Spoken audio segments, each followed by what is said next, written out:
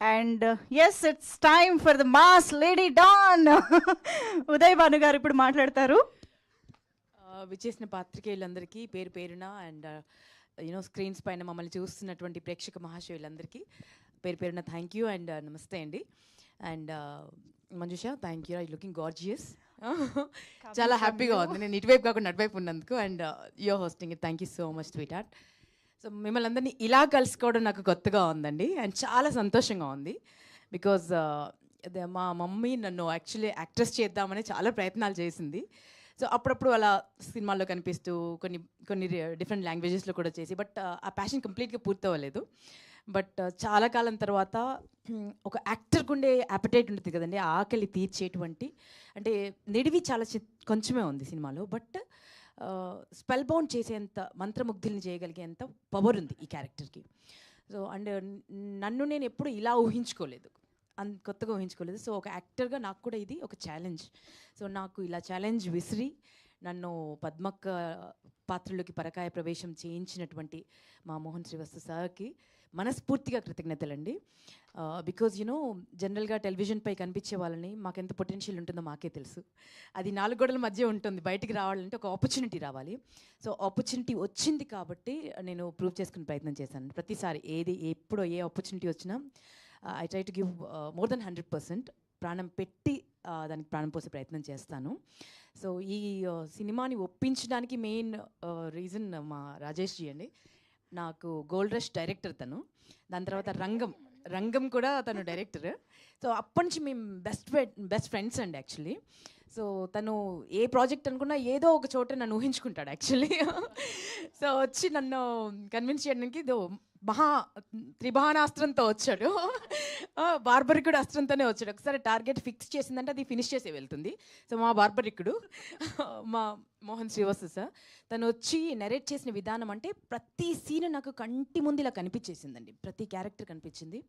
So ఇంకా no చెప్పలేకపోయాను. So అంత బ్యూటిఫుల్గా కన్వే చేశారు. అండ్ అంత బ్యూటిఫుల్గా చెప్పిన దానికంటే అంటే ఇది చాలా కాంప్లికేటెడ్ స్క్రీన్ ప్లే ఉన్నటువంటి సినిమా అండి.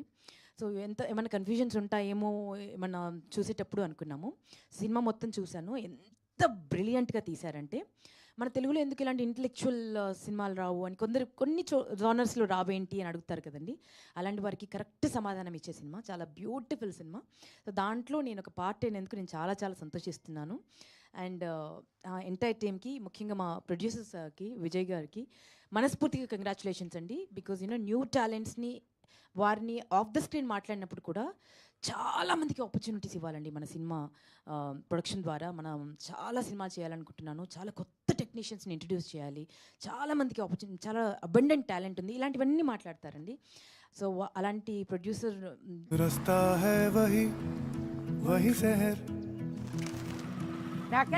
तू कब आया अभी लाइट से? अरे वाह ताई, पहचान गई? शहर जाके आँख का ऑपरेशन करा लिया क्या? शहर जाए मेरी जूती, नहीं यहीं अपने गांव में ही करवा लिया।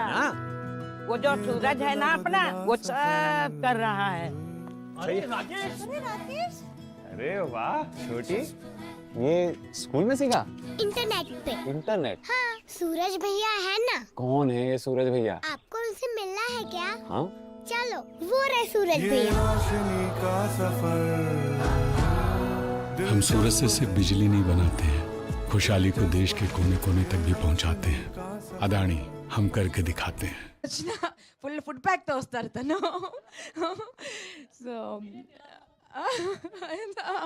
మీరేంటి ఇలా ఉన్నారు అంత తినుకుంటూ, ఉత్నా ఖాతే హో యార్ ఇత్నా. And thank you sweetheart, thank you so much, all the very best you. అండ్ మేమందరం ఇంత ముద్దుగా కనిపించామంటే వారి మ్యాజిక్ వ్యాండ్ బాగా పనిచేసింది.